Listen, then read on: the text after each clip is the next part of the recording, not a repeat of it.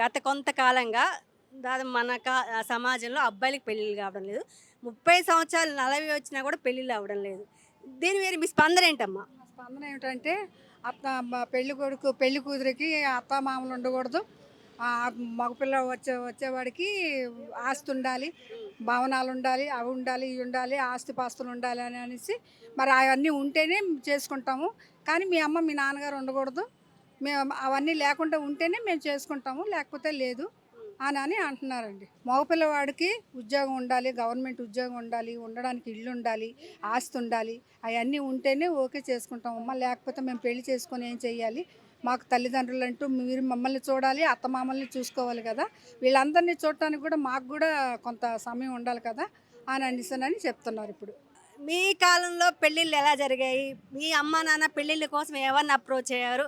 అప్పుడు ఎలా అదొకసారి చెప్పండి. తెలిసిన వాళ్ళ ద్వారా సంబంధం ఉంది అట్లా అని తెలుసుకుని వెళ్ళేవాళ్ళు అప్పట్లో. కుదుర్చుకునేవారు. అమ్మ నాన్న చూస్తే ఏది నచ్చిందో వాళ్ళు మనం ఓకే అని చెప్పేసి చేసేసుకునేవాళ్ళు. అప్పట్లో తెలిసేది కాదు కదా, మనకు పెళ్ళి అంటే ఏంటో కూడా తెలియదు అప్పట్లో. చేసేసుకున్నాం. తర్వాత అనేది ఇంకా అలా నడిచిపోతూ ఉండేది. మనకు అన్ని కోరికలు అవి అట్లా ఉండేవి కాదు అప్పట్లో. ఇప్పుడంటే ఇంకా అందరూ సెటిల్ అవ్వాలి, మనం సెటిల్ అవ్వాలి, అబ్బాయి కూడా సెటిల్ అవ్వాలి, అలాంటి వాళ్ళని చేసుకుందాం అని ఉన్నారు ఇప్పుడు ఆడపిల్లలు. అలాగే తల్లిదండ్రులు కూడా అలాగే ఆస్తులు అవన్నీ చూస్తున్నారు ఇప్పట్లో. అప్పుడు కుటుంబం చూసేవాళ్ళు, ఫ్యామిలీ ఎలా ఉంది అన్ని తరాల నుంచి చూసుకుంటూ వచ్చేవారు. ఇప్పుడు అలా కాదు, మనం సపరేట్ అయిపోదాము, వాళ్ళు ఎలా ఉంటే మనకెందుకు, అత్త వాళ్ళతో ఉండొద్దు, ఆడపడుచు ఉండొద్దు, అట్లా ఉన్నారు ఇప్పుడు. ఫస్ట్ అమ్మాయికి కూడా నేర్పుకోవాలి. ఏంటి అంటే అత్తని, మామని, ఆడపడుచుల్ని కూడా రెస్పెక్ట్ ఇవ్వాలి. వాళ్ళని చూస్తేనే ఈ అబ్బాయి మైండ్ సెట్ మారుద్ది. అబ్బాయి మైండ్ సెట్ బాగోకపోతే అమ్మాయిలు ఏం చేస్తున్నారంటే వాడికంటే డబల్గా చేస్తున్నారు. అంటే అబ్బాయి కంటే కూడా డబల్గా చేస్తున్నారు. ఇంట్లో గొడవలు పెట్టుకోవడమో, లేకపోతే మేము వెళ్ళిపోయి మేము స్వతంత్రంగా బ్రతకగలము అని.